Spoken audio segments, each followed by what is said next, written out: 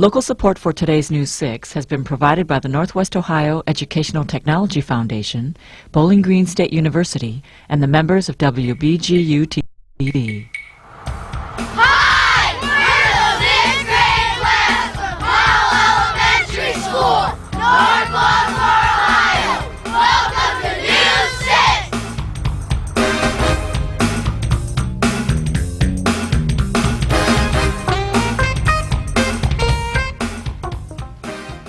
Hi, I'm Justin Cameron from the Powell Elementary in North Baltimore.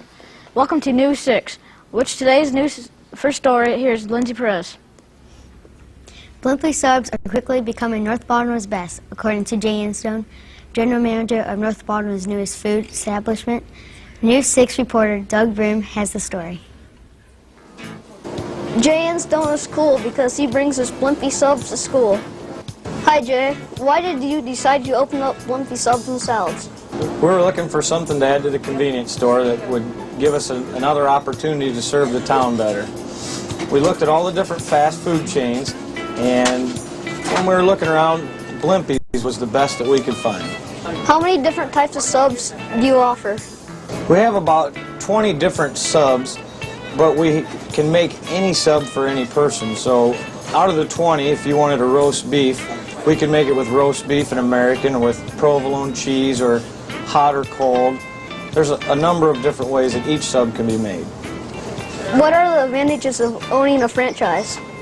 Well, the advantages are the name is nationally known, so if somebody is from California and they're driving through North Baltimore and they see the Blimpie sign, they know that it's of the highest quality, and they won't be afraid to stop because they know it's good.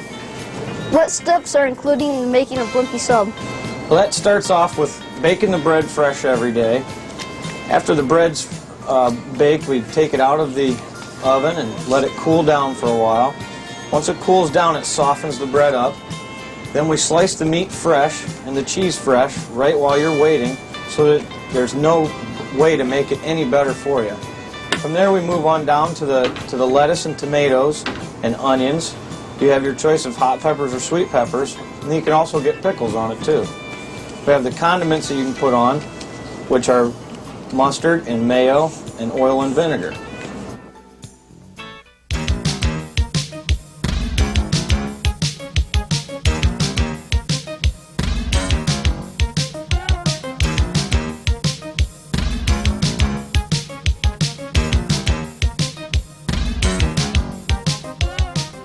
Today's News 6 is produced by Powell Elementary, which is located in North Baltimore. The town was originally established in 1860 and called New Baltimore. However, the name was officially changed to North Baltimore in 1880. The town is located about 20 miles south of Bowling Green and has a population of 3,200. In the early 1800s, the pioneers who came to settle northwest Ohio found their travel very difficult.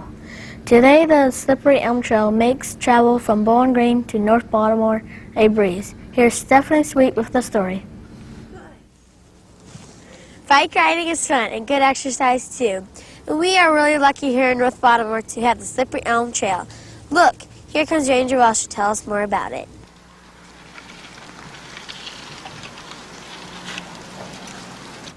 Hi, Ranger Welsh. Could you tell us why the trail was made?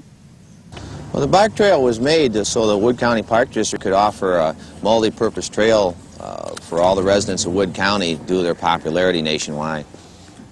How long did it take to finish? Well, they started construction in March of this year, and it was just about October, just about 2 weeks before the opening, they finished it up. How many miles is the bike trail? The bike trail is almost 13 miles long. It starts in North Baltimore, runs through Rudolph, and ends up on Sand Ridge Road in Bowling Green. What kind of response have you had to the bike trail? We've had a tremendous response to the bike trail. We've had people as far away as southern Michigan and Indiana, and we expect it to be even more popular next spring once the word gets out. How late is the bike trail open? The normal hours for the bike trail, it opens at 6 a.m. and closes 1 hour after sunset, so that will vary depending on the time of the year. What kind of equipment should a biker wear while using the trail? Well, we recommend that they wear a helmet certified by the association with glasses is a good idea to wear, and gloves. And we also recommend for rollerbladers to wear elbow pads, knee pads, and a helmet also, and have their equipment in good condition while they're on the trail. Now back to the studio. In this week's Kids View, the 6th grade class of Powell Elementary explained what they liked about the best in North Baltimore. Hi, this is Nikki Haynes, and today's Kids View question is, what makes you proud about North Baltimore? I'm proud of the North Baltimore Tiger football team winning this year. I'm proud of North Baltimore's slippery Elm Trail. I'm proud of playing for the North Baltimore Tigers football team. We all know how to dry dishes and even dry our clothes. But do you know how to dry flowers? Annie and Jim Miller of Quarry Farm dry and sell flowers every year. News 6 reporter Katie McClovick tells us more.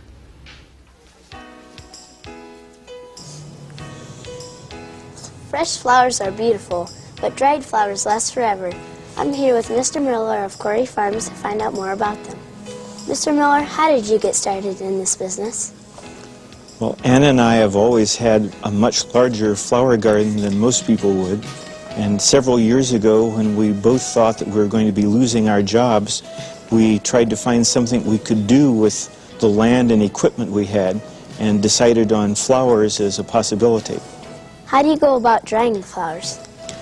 We cut them and bunch them, bring them into a barn, and hang them upside down on ropes. And we can raise the flowers up on the ropes all the way to the barn roof. How many different kinds of flowers do you dry? I think probably about 20. Half of the flowers we raise are perennials. That means that they come up year after year from the same root.